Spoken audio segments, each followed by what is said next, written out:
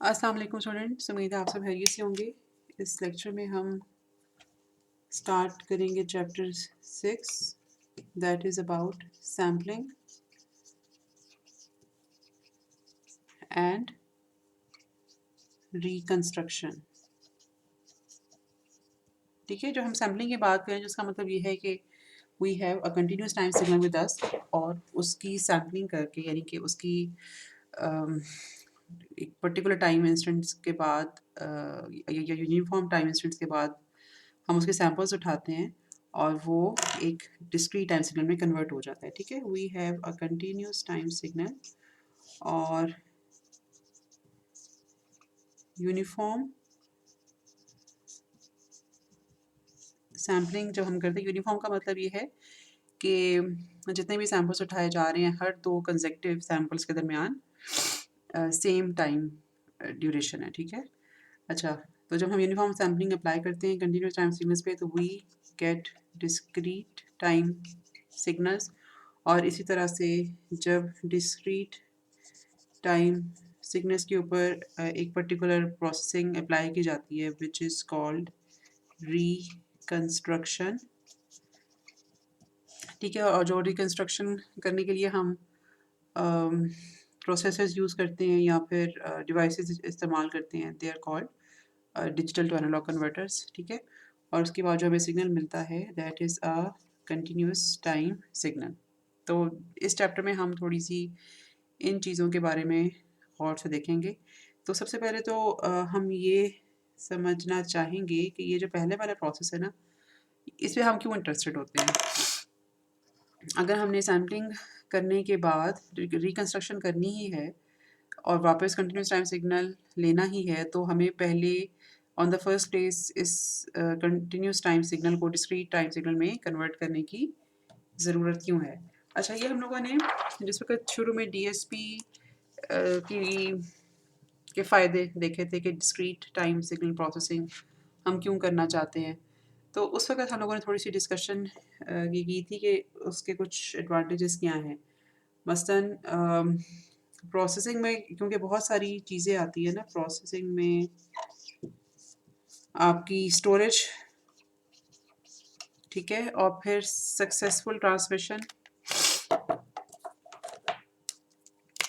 ठीक है, जब हम सक्सेसफुल ट्रांसमिशन की बात करते हैं तो उसका मतलब है कि एनालॉग सिग्नल के मुकाबले में जो डिस्क्रीट टाइम सिग्नल्स हैं, अगर हम उनको ट्रांसमिट कर सकें, ठीक है, एंड रिसीव एज़ वेल, तो उसमें हमारा जो बिट एरर रेट है यानी कि वो बहुत बहुत बेहतर हो जाता है। बहुत कम बिट जो है वो एरर्स में आती हैं और सिग्नल जो है वो बहुत सक्सेसफुली रिसीव हो सकता है as compared to the one अगर हम उसको कंटिन्यूस वे में रख के ट्रांसमिट करने की कोशिश करें। ठीक है, मतलब एरर्स थोड़े से रिड्यूस हो जाते हैं। अच्छा, उसके अलावा फ़िल्टरिंग,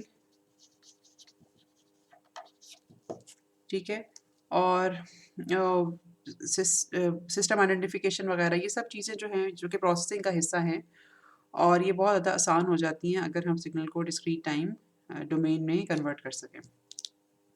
अच्छा, तो ये तो मतलब वो एडवांटेजेस है जिसकी वजह से हम मतलब ये चीज़ मतलब ये वाली जो प्रोसेसिंग है ना ये करना चाहते हैं। तो यूजुअली हमारे पास जो ब्लॉक डायग्राम इस्तेमाल होती है या फिर उसको हम इस चैप्टर में कई दफ़ा देखेंगे कि एक कंटिन्यूस टाइम सिग्नल को एक ब्लॉक के इनपुट पे दिया जाता है which is called C to D यानी कंटिन्यूस टू डिस्क्रीट कन्वर्जन। ठीक है, और ये कन्वर्जन करने के लिए इसको कुछ इंफॉर्मेशन चाहिए होती है विच इज़ ईदर टी कि हर दो सैंपल्स के दरमियान टाइम ड्यूरेशन कितना होगा या फिर इसको सैम्पलिंग फ्रीक्वेंसी भी कहते हैं। ठीक है, उसके बाद यहाँ पर जो आउटपुट होगी उसको हम एक्स ऑफ एन भी कह सकते हैं और यहाँ पर हम उसके ऊपर अब कुछ डिस्क्रीट टाइम सिग्नल प्रोसेसिंग करना चाहेंगे उस सिग्नल के ऊपर। ठीक है, और फिर उस प्रोसेसिंग के बाद हम वापस उस डिस्क्रीट टाइम सिग्नल को कन्वर्ट करेंगे कंटिन्यूस टाइम सिग्नल में और इस कन्वर्जन के लिए हमें वही इंफॉर्मेशन वापस चाहिए होती है सैम्पलिंग टाइम की या फिर सैम्पलिंग फ्रीक्वेंसी की, और यहाँ पे मिलने वाला जो सिग्नल होता है ना, we call it y of t. ठीक है। अच्छा, इसका जिक्र मैंने पहले यहाँ नहीं किया। मसलन आप लोगों ने चैप्टर नंबर 5 में ये चीज़ बड़ी डिटेल में पढ़ी है कि हम लोग पोल्स और ज़ीरोज़ की प्लेसमेंट से ऐसे कई फ़िल्टर्स बना सकते हैं जो कि कंटिन्यूस टाइम से सिस्टम्स में यहाँ बस रियलाइजेबल नहीं है। मसलन कुछ फ्रीक्वेंसीज़ को अगर हमने कम्प्लीटली एलिमिनेट करना है तो हम बड़ी ईज़िली ऐसे कुछ ज़ीरोज़ इस्तेमाल कर सकते हैं जिसको हम बिल्कुल अगर हम यूनिट सर्कल के ऊपर रख दें तो वो फ्रीक्वेंसीज़ कम्प्लीटली एलिमिनेट हो जाती हैं। और फिर हम लोगों ने उन फ्रीक्वेंसीज़ के एलिमिनेशन के साथ वहाँ पे कुछ पर्टिकुलर बैंडविड्थ अगर इंट्रोड्यूस करनी है तो फिर उन वो भी पोल प्लेसमेंट की मदद से हो सकती है। ठीक है। तो इसलिए और फिर हम लोगों ने एंड पे कुछ इस तरह की चीज़ें भी पढ़ी थी कि अगर हमारे पास सिस्टम जो है वो उसमें कुछ स्टेबिलिटी का इशू आए तो उसको हम कैसे सॉल्व कर सकते हैं। और अगर हम लोगों ने एक पूरे गिवन सिग्नल में कुछ एक आध फ्रीक्वेंसी को एलिमिनेट नहीं करना, कुछ नंबर ऑफ फ्रीक्वेंसीज़ को एलिमिनेट करना है या कुछ ख़ास फ्रीक्वेंसी है जिसको हमने बूस्ट करना है, तो ये सारी चीज़ें डीएसपी के थ्रू पॉसिबल है, यानी कि यहाँ पर हम एक ऐसा फ़िल्टर या प्रोसेसर लगा सकते हैं। इस तरह की चीज़ें कंटीन्यूअस टाइम सिग्नल में रहते हुए हम नहीं कर सकते। तो हम सिग्नल को पहले डिस्क्रीट टाइम में कन्वर्ट करते हैं, उसके ऊपर डीएसपी लगाते हैं और फिर हम उसको वापस कंटीन्यूअस सिग्नल में कन्वर्ट कर लेते हैं। ठीक है। और यहाँ पे जो इन्फॉर्मेशन इन दोनों ब्लॉक्स को चाहिए होती है वो सैम्पलिंग टाइम की चाहिए होती है।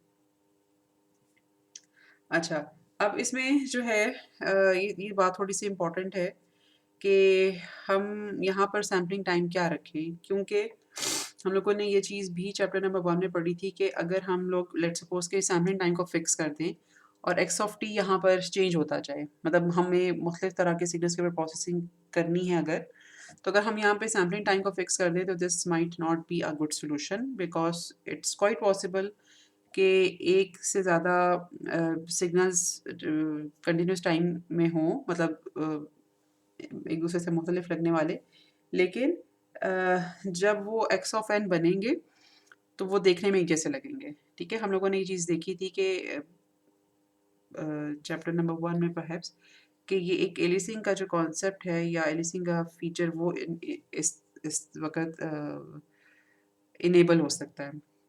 इसलिए हमें जो है ना टी हम हर एक्स ऑफ टी के लिए टी सेम नहीं कर सकते ताकि ये वाला फिनोमेना ना आए। तो हमें हमें हम थोड़ा सा इस चीज़ के ऊपर भी देखेंगे।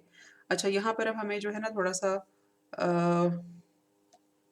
नेक्स्ट ये देखने की ज़रूरत है कि बेसिकली एक्स ऑफ टी और एक्स ऑफ एन में रिलेशनशिप क्या है, वहाँ से शायद हमें थोड़ा सा टी का अंदाज़ा लगाने में आसानी हो। अच्छा, कम अज़ कम हमें टाइम डोमेन की हद तक पता है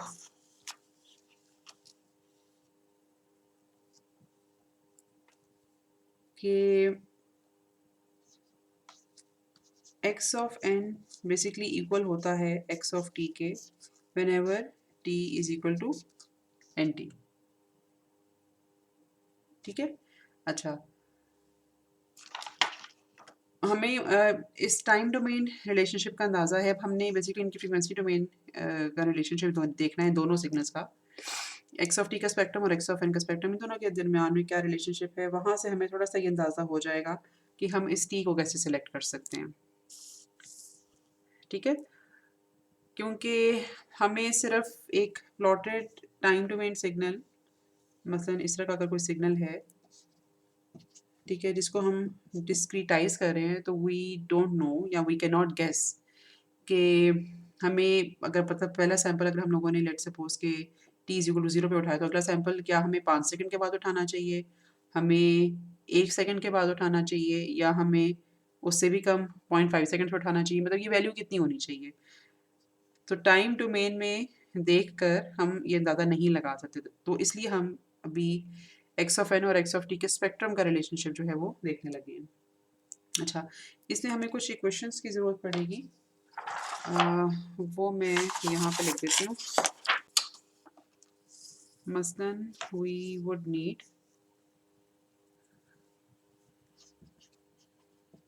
CTFT equations, continuous time Fourier transform, ठीक है, जिसमें ये कैपिटल ओमेगा जो है ये हम कंटिन्यूस टाइम सिग्नल्स की फ्रीक्वेंसी के लिए इस्तेमाल करते हैं।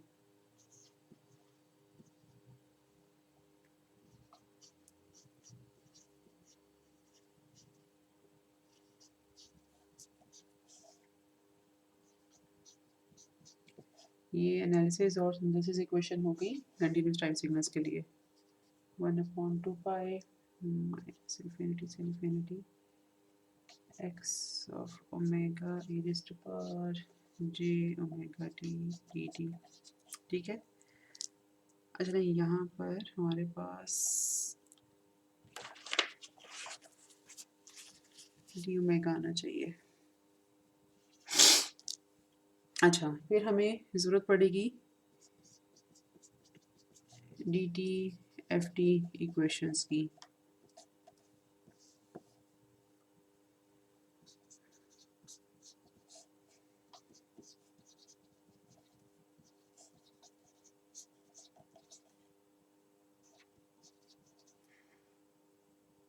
यहाँ आने साथ हमारे पास x ऑफ n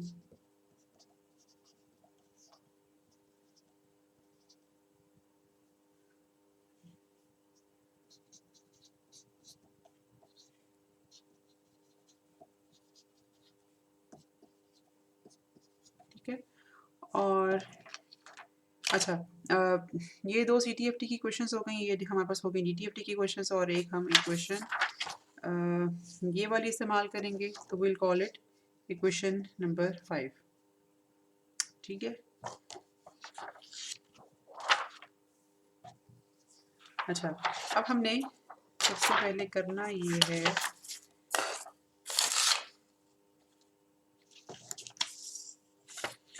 कि t is equal to n t, मतलब ये जो रिलेशनशिप हमारे पास है ना इन दोनों की इक्वलेंस का, x ऑफ n और x ऑफ t बराबर होते हैं t is equal to n t के ऊपर। तो इस इक्वेशन को हम प्लग इन करेंगे इक्वेशन नंबर 2 में, यहाँ पर। तो हमें जो इक्वेशन मिलेगी दैट वुड बी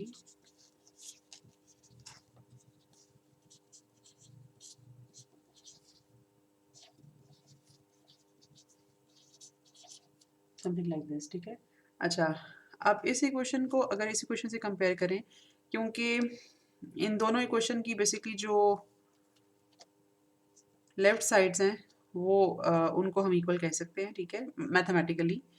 तो अब हम ज़रा राइट साइड्स को अगर कंपेयर करें,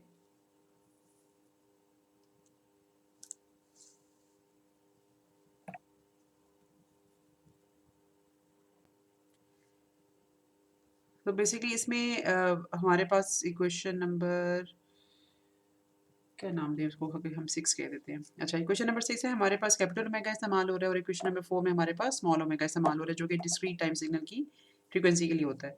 तो और एक रिलेशनशिप हम लोगों ने जो पढ़ा हुआ है पहले इन दोनों फ्रीक्वेंसीज को रिलेट करने के लिए, वो ये है। अच्छा, अब इस रिलेशनशिप को जब हम इक्वेशन नंबर 4 में डालते हैं,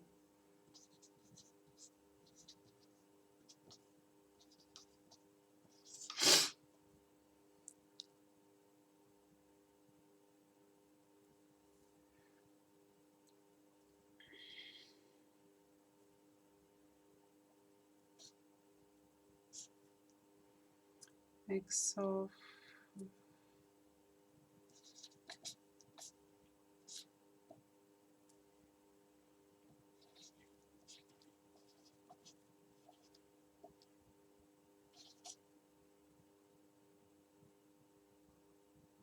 डी ओमेगा हमारे पास यहाँ पर आ जाएगा,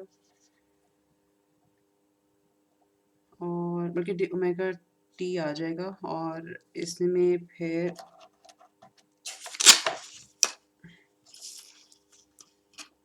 चूँकि वेरिएबल ऑफ इंटरेस्ट ओमेगा है,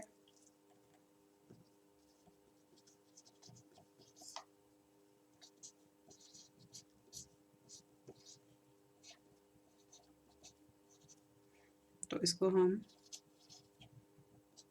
इस तरह से लिख सकते हैं। अच्छा, हमारे पास ये जो DTFT की क्वेश्चन है, इसमें it should not vary from -infinity to infinity.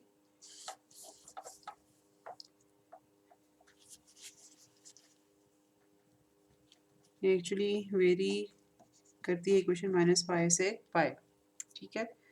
और इस वजह से ओके, जब ओमेगा -पाई से पाई वेरी करेगा तो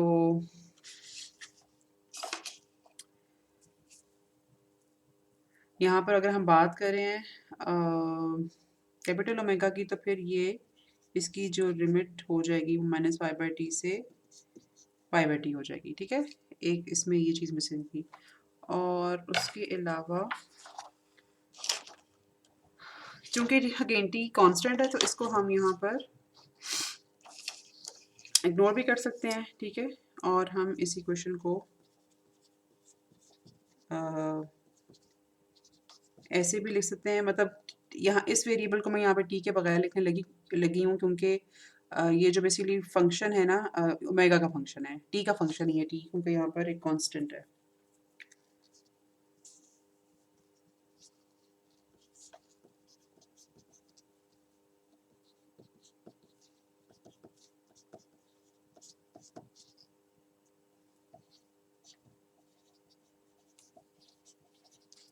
अच्छा, अब हम लोगों ने कंपेयर करना है इस इक्वेशन नंबर 7 को विद इक्वेशन नंबर 6, जो कि हम लोगों ने इस ट्रांसपेरेंसी के स्टार्ट में लिखी थी, ठीक है। अच्छा, अब ये जो इक्वेशंस है ना, इनमें काफ़ी हद तक सिमिलैरिटी है, apart from the integration limits. Of course इसमें जो इंटीग्रेशन के लिमिट्स है -इन्फिनिटी से इन्फिनिटी जा रही हैं, कि यहाँ पर हमारे पास एक पर्टिकुलर रेंज है। अच्छा, अब हम करने लगे हैं क्वेश्चन नंबर 6 में कि सबसे पहले हम वेरिएबल को चेंज करने लगे, ठीक है। क्योंकि अपेरेंटली इन इक्वेशंस में डिफरेंस नहीं है, लेकिन हमें कुछ मैनिपुलेट इस इक्वेशन को ऐसे करना है मैथमेटिकली, मतलब नॉट दैट कि उसमें हम कुछ गलत असम्पशन करेंगे। हमें इस क्वेश्चन को मैनिपुलेट ऐसे करना है कि ये क्वेश्चन जो है वो उसमें जो जो डिफरेंसेस हैं वो भी रिमूव होके तो इस इक्वेशन के बराबर आ जाए। अच्छा, अब हम सबसे पहले हम करने लगे हैं कि इसका जो वेरिएबल है ना ओमेगा, वो चेंज करेंगे और एक नया वेरिएबल इंट्रोड्यूस करेंगे विच इज़ थीटा। तो इक्वेशन 6 को हम लिखने लगे हैं इस तरह से,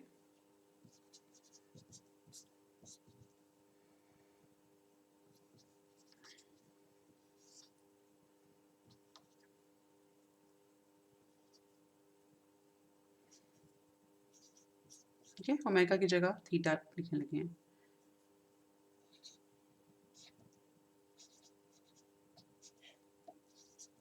सिंपल हम लोगों ने ये सब्स्टिट्यूशन जो है वो यूज़ किया है। अच्छा, इसके बाद अगला काम हम लोगों ने करना है कि ये जो इंटीग्रेशन है हमारे पास बेसिकली -इन्फिनिटी से इन्फिनिटी की तरफ जा रही है।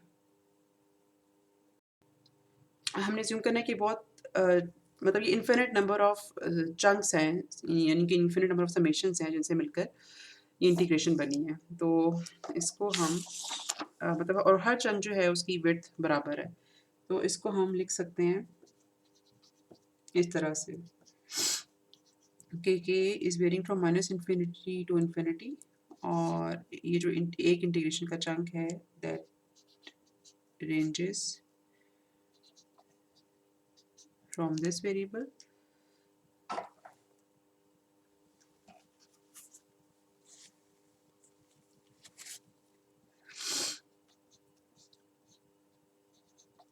to this upper limit।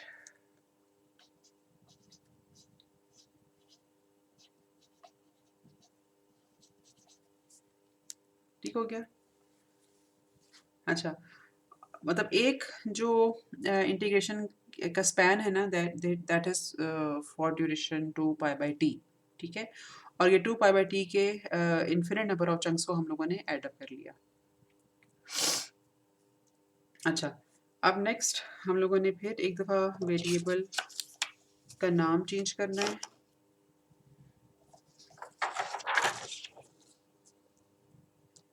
Such that कि अब हम थीटा की जगह फिर से ओमेगा यूज़ करेंगे सच दैट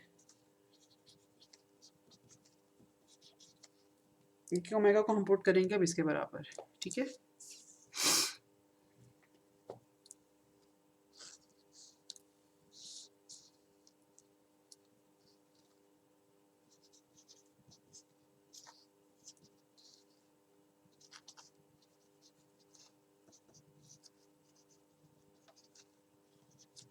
अच्छा, अब यहाँ पर हमारे पास क्या आएगा?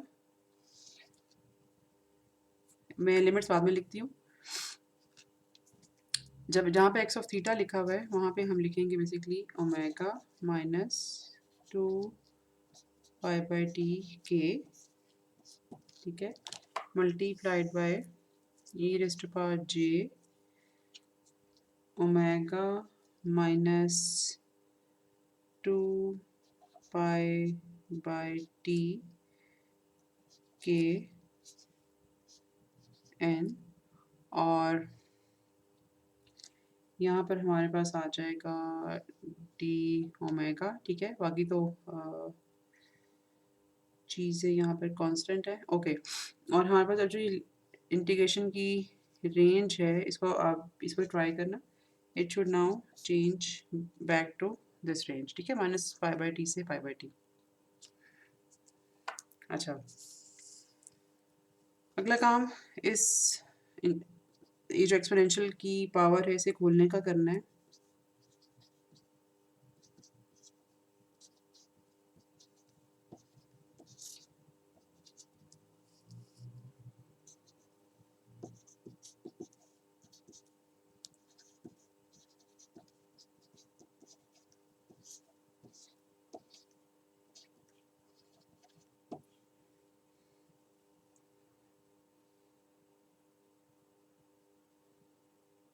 यहाँ पर शायद टी भी एक आना चाहिए था, हाँ ये एक, ओके, यस ये एक टी है यहाँ पर, एन टी,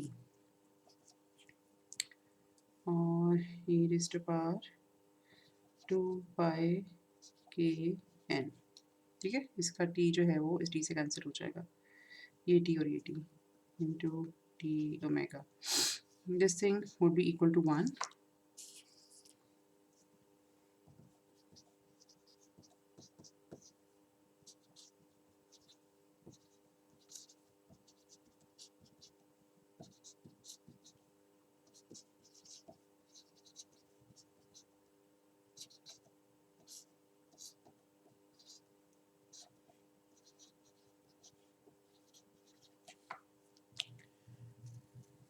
अच्छा जी, अब इस इक्वेशन को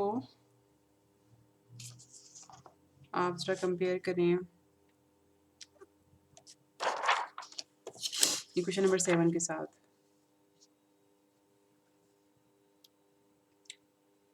ओके, अब जो है ना काफ़ी हद तक इनमें सिमिलैरिटी आ गई है, ठीक है, ये वाली इक्वेशन और इक्वेशन नंबर 7, और हम यहाँ पर रिज़ल्ट क्या निकाल सकते हैं?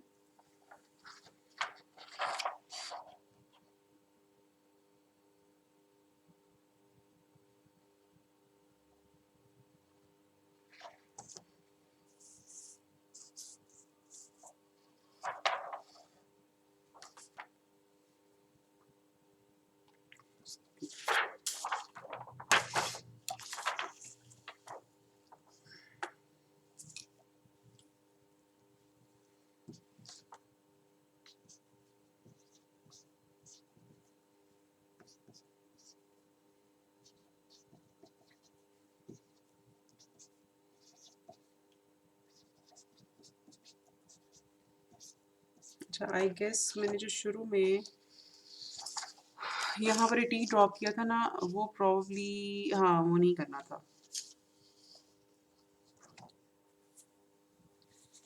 Okay, I am sorry for this confusion. यहाँ पर मैंने एक टी ड्रॉप किया था, अब ये ज्यूम करके कांस्टेंट है, लेकिन वो जो टी है ना उसको यहाँ पे लिखे रहने देना चाहिए, क्योंकि हमने इसको वापस ओमेगा की फॉर्म में लेके जाना होगा। तो फंक्शन मतलब स्टिल अगर हम इसको कैपिटल टी जो मैंने उस वक़्त आपसे कहा था रिमूव करेंगे, उसकी वजह ये थी कि मैंने अज़्यूम ही किया था कि ये एक्स ओमेगा का फंक्शन है।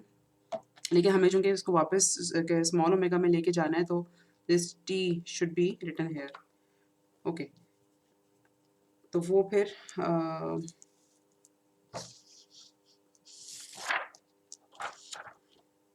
यहाँ पे भी होना चाहिए टी, और ये जब इसको मैं रिलेट करूँगी तो ऑफ कोर्स फिर यहाँ पे भी मेरे पास आएगा। ठीक है? अच्छा, और अब हम इसको इस ओमेगा टी को एक्स ओमेगा लिख देंगे।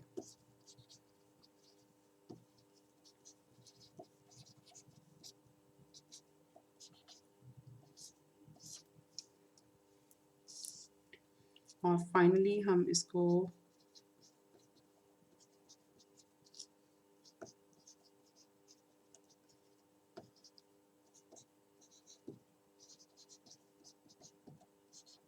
लिख सकते हैं इस तरह से। अच्छा, अब यहाँ पे जो 2-3 चीज़ें इंपॉर्टेंट है ना, वो देखने वाली हैं कि ये मतलब ये बेसिकली क्या चीज़ है और इसका ताल्लुक एक्स ओमेगा के साथ क्या बन रहा है। अच्छा, टी चूँकि सैंपलिंग टाइम है ना, और टी का जो रेसिप्रोकल होता है दैट इज़ 1/fs, यानी कि सैंपलिंग फ्रीक्वेंसी। तो इसको अगर हम 2 पाई बाई टी को देखें, तो 2 pi by T is basically equal to 2 pi into F S, और अगर इसको हम एंगुलर फ्रीक्वेंसी के टर्म में लिखें तो that will be omega S. ठीक है, तो इसी क्वेश्चन को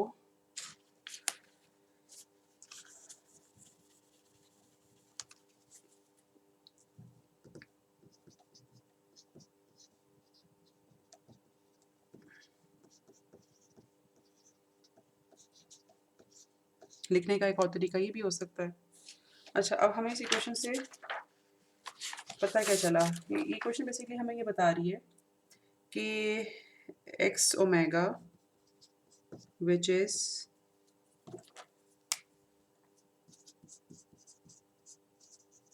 spectrum of X of N, ठीक है, वो किसके बराबर होता है? एक्स ओमेगा, तो हमारे पास यहाँ पे आ गया ना, एक्स कैपिटल ओमेगा जो है वो कंटिन्यूस टाइम सिग्नल का स्पेक्ट्रम है। ठीक है, कि हम सिर्फ एक्स ओमेगा की बात करें तो that is spectrum of X of T. अच्छा, अब ये स्पेक्ट्रम एक्स ऑफ टी यानी कि एक्स ओमेगा, उसकी हम बहुत सारी रेप्लिकेटेड कॉपीज़ अगर बना लें, ठीक है, और कॉपीज़ हम किस तरह से बनाएं, मतलब अगर फॉर एग्जांपल मैं के को यहाँ पे 0 पुट करूँ, के समेशन माइनस इन्फिनिटी से इन्फिनिटी जा रही है, तो के की वैल्यू जब 0 होगी तब तो बेसिकली हमें एक्स ऑफ ओमेगा मिलेगा, और जब के की वैल्यू 1 होगी तो एक स्पेक्ट्रम जो है वो शिफ्ट होगी, यानी कि ओमेगा एस के ऊपर उसका सेंटर होगा और फिर एक स्पेक्ट्रम बनेगा। फिर इसी तरह से के की वैल्यू को अगर हम 2 देखें तो ओमेगा अगेन 2 ओमेगा एस के ऊपर सेंटर होगा और फिर वहाँ पे भी एक स्पेक्ट्रम बनेगा। तो इस तरह से एक्स ओमेगा कॉपीज़ जो हैं वो बनती जाएंगी, के की वैल्यू पॉजिटिव करके अगर हम देखें, और इसी तरह से के की वैल्यू को नेगेटिव करते जाए तो वहाँ पे भी जो है एक्स ओमेगा वो शिफ्ट और रिपीट होता जाएगा। तो एक्स ऑफ एन और एक्स ऑफ टी में हमें टाइम डोमेन के लिहाज से तो रिलेशन पता है कि एक्स ऑफ टी के अगर हम कैपिटल टी सेकंड्स के बाद अगर सैम्पल्स लेते जाएं तो वो एक्स ऑफ एन बन जाता है। ठीक है, लेकिन अगर x of lower case omega और एक्स ऑफ कैपिटल ओमेगा का अगर हम रिलेशनशिप देखें तो एक्स ऑफ ओमेगा में बेसिकली बहुत सारे रेप्लिकेटेड वर्जन्स होते हैं capital of X of omega के। अच्छा, इसको अगर हम थोड़ा ड्रॉ करके देखना चाहें तो it will be something like this.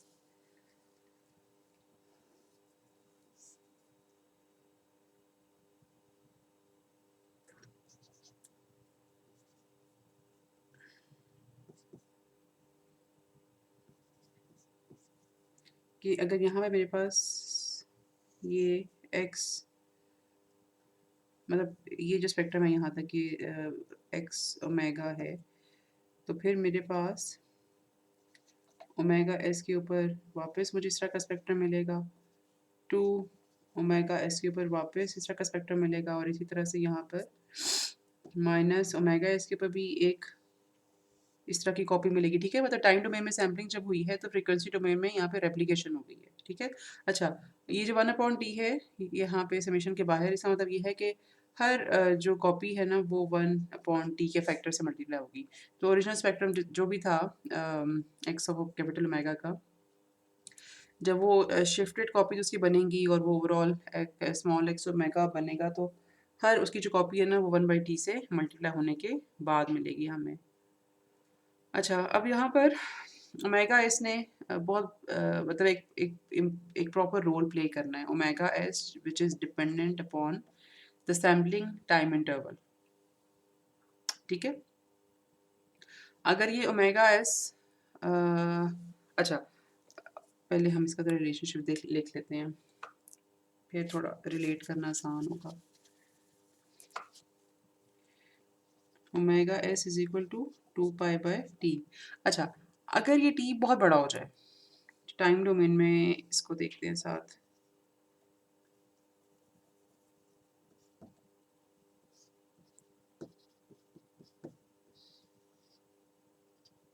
ठीक है, अगर ये t फॉर एग्जांपल हम लोगों ने एक लंबी या एक लॉन्गर ड्यूरेशन का लिया है टाइम डोमेन में, इसका मतलब ये है कि ओमेगा एस वाली स्मॉल हो जाएगी और ओमेगा एस हमें लेट्स सपोज की ज़रा हो सके यहाँ पे करके मिले।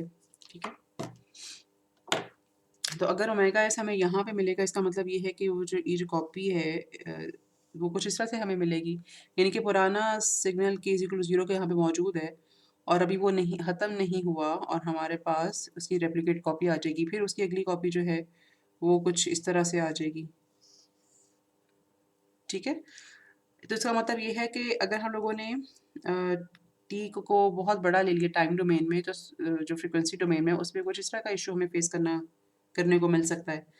और इसी तरह से अगर हम टी को थोड़ा छोटा ले लें, जैसे कि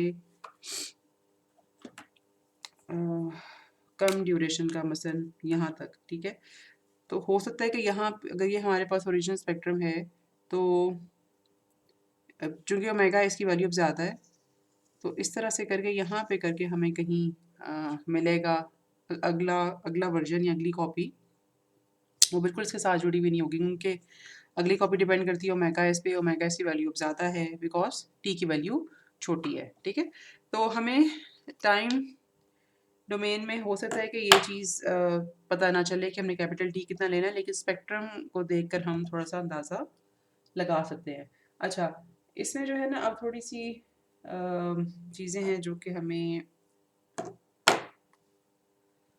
एक दफ़ा मैं वर्जन और बनाती हूँ ताकि वो कुछ चीज़ें हमें क्लियर हो जाएं।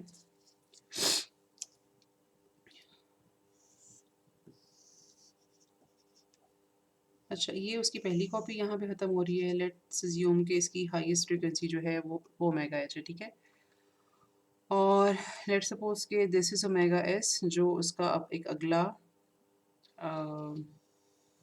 सेंटर पॉइंट है नेक्स्ट कॉपी का। तो एक चीज़ जो हमें यहाँ से देख के पता चलती है वो ये है कि omega S minus omega H must be greater than omega H. ठीक है, अब आपने इस चीज़ पे गौर करने के ये हमें कैसे मिल रहा है। अच्छा, और कुछ टर्मिनोलॉजीज़ हैं जो यहाँ पर हम काफ़ी दफ़ा इस्तेमाल करेंगे। उसमें omega H is the highest frequency, और अगर इसको हम स्ट्रिक्टली यानी कि यहाँ पे इक्वालिटी का अगर हम साइन लगा दें तो 2 टाइम्स ओमेगा एच को हम बोल नाइक्विस्ट रेट, यानी कि मिनिमम सैम्पलिंग फ्रीक्वेंसी जितनी होनी चाहिए, और omega s will be the या it is termed as the actual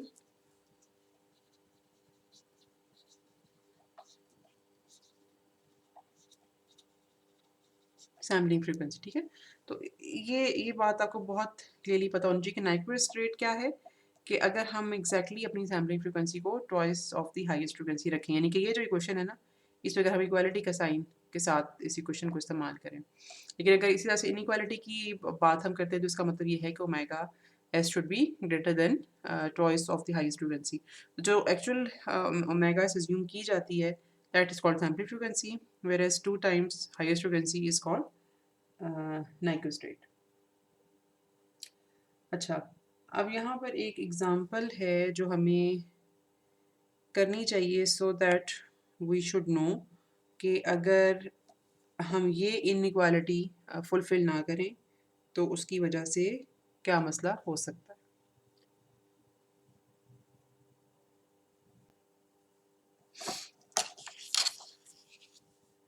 अच्छा जी, इसके लिए हम अज्यूम ये करेंगे कि हमारे पास एक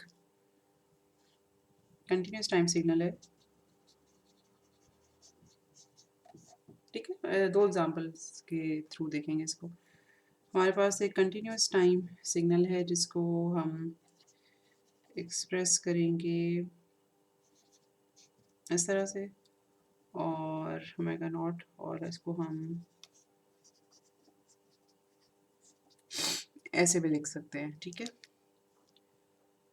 अच्छा, तो पहली दफ़ा इस एग्जांपल को करने के लिए हम एफ नॉट को ज़ूम करेंगे 5 हर्ट्ज़, और करना हमने ये है कि इस एक्स ऑफ टी को इस एक ब्लॉक से गुजारना है which is C to D, और तब इसकी यानी कि जो भी एक्स ऑफ एन आएगा इसको हम फिर डायरेक्टली एक और ब्लॉक से गुजारेंगे which will be D to C, और यहाँ पर हमारे पास आ जाएगा रिकन्स्ट्रक्टेड सिग्नल या वाई ऑफ टी, और आइडियली एक्स ऑफ टी और वाई ऑफ टी को बिल्कुल एक जैसा होना चाहिए। अच्छा, जो सैम्पलिंग फ्रिक्वेंसी यहाँ पे इस्तेमाल हो रही है यानी कि t is equal to 1/fs is equal to 1/15 seconds, और यही सैम्पलिंग फ्रिक्वेंसी यहाँ पे भी यूज़ हो रही है, ठीक है। दोनों ब्लॉक्स में एक जैसी सैम्पलिंग फ्रिक्वेंसी है। अच्छा, अब अगर हम इस एक्स ऑफ टी को देखें और एक्स ऑफ टी का जो स्पेक्ट्रम है वो प्लॉट करेंगे, क्योंकि हमें मतलब एक्स ऑफ टी और एक्स ऑफ एन के स्पेक्ट्रम के दरमियान रिलेशनशिप पता है। तो if we can plot spectrum of X of T then we can plot spectrum of X of N. तो एक्स ऑफ टी का स्पेक्ट्रम कैसा होगा, क्योंकि ये एक पीरियोडिक सिग्नल है, इसको हम आइलर आइडेंटिटी अप्लाई करके एक्सपोनेंशियल सीरीज में लिख सकते हैं। तो ये चीज़ हम लोगों ने थोड़ी सी बेसिक सब्जेक्ट में सीखी हुई है। तो सिंपली एक्स ओमेगा को अगर हम प्लॉट करें तो we would get something like this 10 pi और -10 पाई, ठीक है। और इसका एम्पलीट्यूड 1 होगा क्योंकि हम लोगों ने यहाँ पर इसको 2 से मल्टीप्लाई किया हुआ है। अच्छा, अब अगर हम एक्स ओमेगा को प्लॉट करें वर्सेस ओमेगा ही मैं फ़िलहाल रखूँगी, आप चाहो तो स्मॉल ओमेगा भी ज़्यूम कर सकते हो। फिर ये होगा कि ये जो कैपिटल ओमेगा की है वैल्यू है, इसको आपने टी के साथ मल्टीप्लाई करना होगा अगर आप स्मॉल ओमेगा के अगेंस्ट प्लॉट करना चाहते हो तो। अब रिपीटिशन होनी है ना, एक तो हमारे पास टी का यही आ जाएगा -10 पाई और 10 पाई, ठीक है। अच्छा, अब ओमेगा एस क्या है? ओमेगा एस है हमारे पास 2 पाई बाय 2 पाई इंटू 15, तो ये हमारे पास आ गया 30 पाई।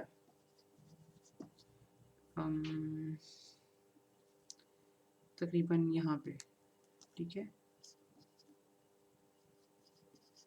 ओमेगा एस, और ये आ गया -30 पाई माइनस ओमेगा एस। तो ये जो इसकी अगली कॉपी है ये आगे जाके प्लॉट होगी सच दैट कि omega S would be the centre, ठीक है। तो इस तरह से 20 पाई और 40 पाई पर एक यानी कि यही वाला जो सिग्नल है कॉपी होकर दफ़ा यहाँ मिलेगा, और इसी तरह से अगर हम k is equal to -1 assume करें तो माइनस ओमेगा एस के ऊपर हमें एक और वर्जन मिलेगा। अच्छा, अब हम हमेशा इंटरेस्टेड होते हैं प्रिंसिपल रेंज में सिग्नल को देखने के लिए। अच्छा, प्रिंसिपल रेंज अब देखने के लिए दो चीज़ें यहाँ पर इम्पॉर्टेंट है। अब जब मैं बात कर रही हूँ प्रिंसिपल रेंज की, तो मुझे ओमेगा की टर्म्स में तो पता है कि वो -π to π होती है। अच्छा, अब सवाल ये है कि जब मैं ओमेगा की टर्म्स में बात कर रही हूँ तो प्रिंसिपल रेंज क्या होगी। अच्छा, एक तो ये थोड़ा सा ये आपको यहाँ पे सोचना चाहिए, थोड़ा सा इस वीडियो को पॉज करके कि कैपिटल ओमेगा के टर्म्स में प्रिंसिपल रेंज यहाँ पे क्या आएगी, लेकिन इसको आप थोड़ा सा देख भी लेते हैं कि कैपिटल ओमेगा को हम रिलेट कर सकते हैं लोअर केस ओमेगा के साथ इस इक्वेशन के थ्रू। ठीक है। अच्छा, अब ओमेगा का तो हमें पता है कि मतलब वो -π से π उसकी वेरिएशन होगी। तो लेट्स सपोज मैं यहाँ पे पाई डालती हूँ और ये आगे टी, और टी का क्या रिलेशनशिप है ओमेगा इसके साथ। इसको हम लिख सकते हैं पाई इंटू एफ एस, और इसको फिर हम फर्दर लिख सकते हैं पाई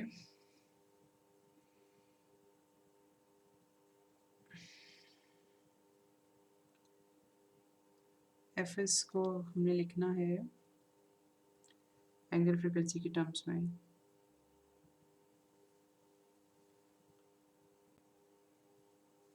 तो लिखा जाएगा ओमेगा एस अपॉन 2π। तो ये हमारे पास इधर आ गया ओमेगा एस अपॉन 2। ठीक है। तो प्रिंसिपल रेंज स्मॉल ओमेगा की केस में -π to π होगी, और अगर हम बात करें ओमेगा की टर्म्स में तो ये होगी -ωs/2 से लेकर ωs/2। अच्छा, -ωs/2 जो है ये हमारे पास बना -15π। ओके, तो ये 20 है, ये 10, तो यहाँ से लेकर यहाँ तक जो सिग्नल है ना, हम सिर्फ उसमें इंटरेस्टेड है और हम सिर्फ उसी को फिल्टर आउट करेंगे जब हम बेसिकली मतलब इस सिग्नल से वापस कंटिन्यूस टाइम सिग्नल में जाना चाहते हैं। तो ठीक है, हमें सिर्फ मतलब ये जो ये वाला स्पेक्ट्रम है ना, यहाँ पर -ωs/2 से लेकर ωs/2 सिर्फ हम उसी में इंटरेस्टेड हैं। अच्छा, अब जो मैं आपको चीज़ यहाँ पे समझाना चाहती हूँ वो ये कि जब हम इस वाले पोर्शन को फ़िल्टर आउट करेंगे और हमें वापस बनाना होगा कंटिन्यूस टाइम सिग्नल, तो हम देख सकते हैं कि हमें कुछ यानी कि इसको फ़िल्टर आउट करने से जो स्पेक्ट्रम मिलेगा वो वापस पुराने स्पेक्ट्रम जैसा है, यानी कि जिस सिग्नल से हमने स्टार्ट किया था। तो इसका मतलब ये है कि इस सिनेरियो में इस सिनेरियो का मतलब ये है कि हम लोगों ने जो भी अज्यूम की है यहाँ पर सैम्पलिंग फ्रीक्वेंसी, क्या हम लोगों ने अज्यूम की थी, okay 1/15 second sampling time assume किया था, तो 15 हर्ट्ज हमारी होगी सैम्पलिंग फ्रीक्वेंसी। तो अगर हमारे सिग्नल की फ्रीक्वेंसी लेट्स सपोज के 5 हर्ट्ज हो, तो उस सूरत हाल में हम जब सिग्नल को डिस्क्रिटाइज करते हैं और फिर वापस कंटिन्यूस टाइम सिग्नल में आते हैं, तो सिग्नल में कुछ डिस्टॉर्शन नहीं होती। ठीक है, मतलब सिग्नल की इंफॉर्मेशन जो है वो इंटैक्ट रहती है। अच्छा, अब इस एग्जांपल को हम करते हैं एक और दफ़ा, लेकिन यहाँ पर हम सिग्नल की फ्रीक्वेंसी को अज्यूम करेंगे 10 हर्ट्ज। ठीक है, तो 10 हर्ट्ज जब हम लोगों ने अज्यूम किया, तो जो कंटिन्यूस टाइम सिग्नल का स्पेक्ट्रम है वो बनेगा इस तरह से -20π और 20π। और इस सिग्नल को जब डिस्क्रिटाइज करेंगे तो डिस्क्रीट टाइम सिग्नल का जो स्पेक्ट्रम है against capital omega,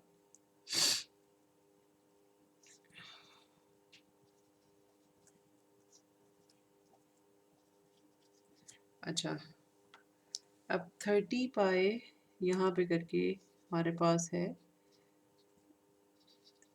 sampling frequency. ठीक है, 30π पे।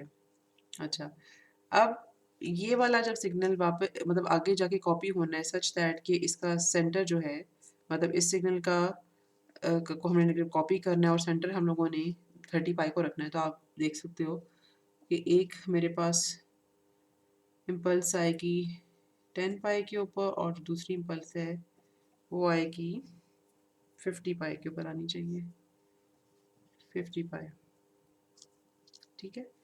और इसी तरह से यहाँ पर भी -10 पाई और फिर -50 पाई।